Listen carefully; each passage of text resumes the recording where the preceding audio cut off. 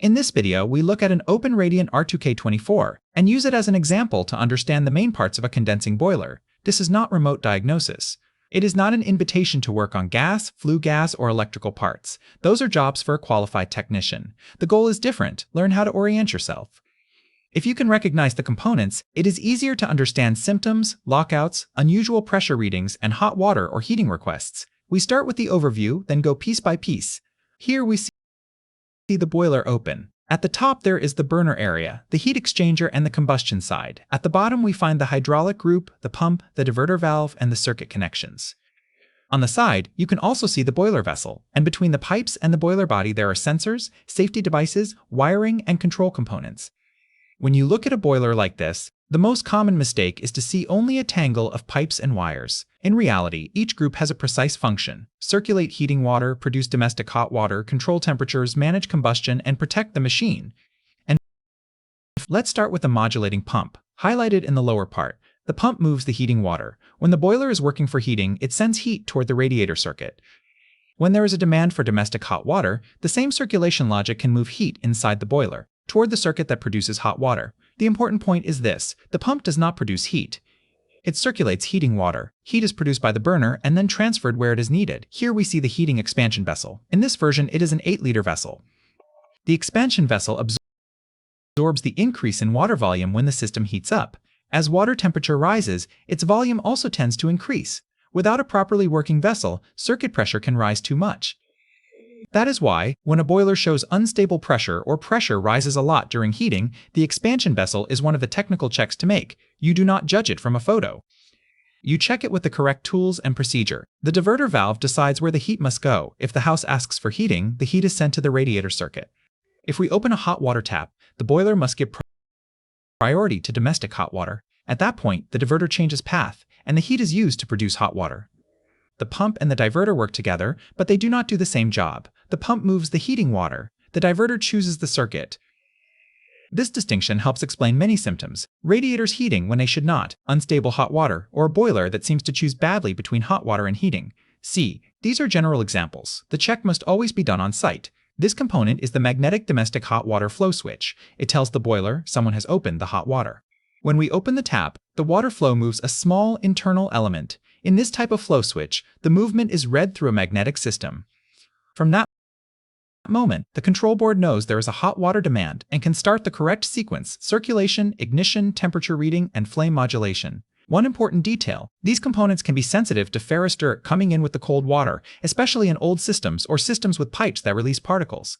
IDS. For this reason, in some cases, an inlet filter can help protect the circuit. It does not fix everything, but it reduces a risk.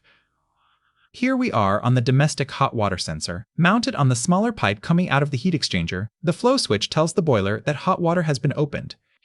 The sanitary sensor helps read the temperature of that outgoing water. The control board uses this information to modulate the flame. If the water gets close to the set temperature, the boiler can reduce power.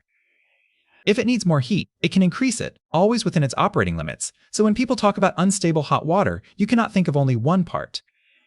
The boiler reads demand, flow, temperature, and circuit behavior. Let's move to the heating sensors. The flow sensor reads the temperature of the water leaving the boiler toward the system.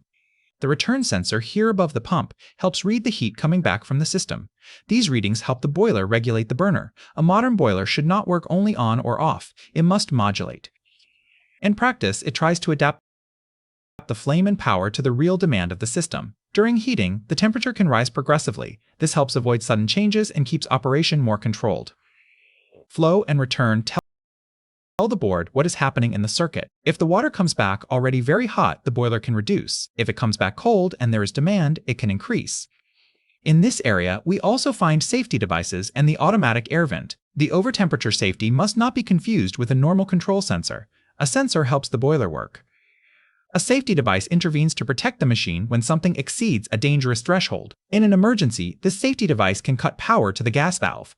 D's the ass. The idea is simple. If the temperature goes beyond certain limits, the boiler must stop. Near this area there is also the automatic air vent. It is placed high up because air tends to collect in the highest points. Air in the circuit can create noise, irregular circulation, and less stable readings. That is why, in closed circuits, venting and pressure checks are always important. Now we move to the combustion side, very carefully. This is the premixed fan. In a condensing boiler of this type, the fan plays an important role in managing the air-gas mixture. When the boiler needs to increase burner power, the fan speed also increases according to the logic built into the machine. The fan does not work alone. It works together with the control board, the gas valve, the burner, and the control systems. No guesswork here and no improvisation. The combustion side requires instruments, flue gas analysis, procedures, and the right skills. Here we see the igniter. And ignition. When the boiler wants to light the burner, it powers the components needed for the ignition sequence. The igniter creates the spark through the ignition electrode near the burner. In this image, we also see two electrodes, the ignition electrode and the flame detection electrode. They have two different functions. One is used to start the flame. The other confirms that the flame is actually present. This distinction matters because a boiler can have ignition problems or it can light but fail to detect the flame correctly. From the outside, it always looks like a lockout, but technically the causes can be different. Here too, gas, flame, and electricity are not areas for trial and error. They must be checked methodically. Here, the burner pipe is highlighted, with the clapet valve inside. You can think of it as the duct that carries the premixed mixture toward the burner. First we saw the fan, which takes part in managing the mixture. Then we saw the igniter and the electrodes, which deal with ignition and flame detection. Here we are seeing one of the physical paths toward the burner. These are components that must be read together. If we separate them too much, we lose the real functioning of the machine. This overview serves one purpose, learning to look at the boiler in order. First the heating circuit, pump, vessel, flow, return. Then the domestic hot water circuit, hot water demand, diverter, flow switch, sanitary sensor. Then the safety devices, overtemperature, air, checks. Finally the combustion side, fan, ignition, detection, burner. Once you know the components, even a symptom becomes easier to describe. Rising pressure, unstable hot water, noise, lockouts, slow heating. This does not replace the technical check, but it avoids random diagnosis. If you want more videos like this, piece by piece, leave a like, subscribe to the channel, and write your boiler brand and model in the comments.